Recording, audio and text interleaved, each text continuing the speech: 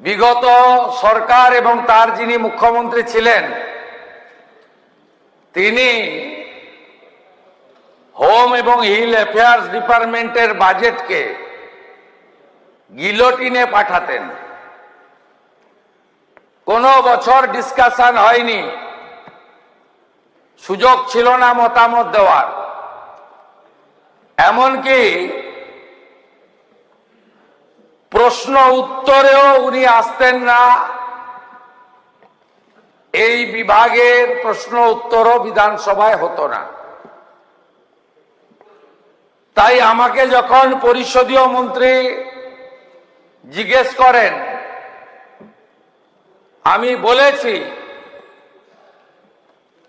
যে সবচেয়ে গুরুত্বপূর্ণ দপ্তর হচ্ছে হোম ডিপার্টমেন্ট এবং তার সঙ্গে নিশ্চিতভাবে আমাদের অপরূপ সুন্দর পার্বত্য বিষয়ক দপ্তর, যে টাইগার হিল আমাদের রাজ্যের শোভা বর্ধন করে।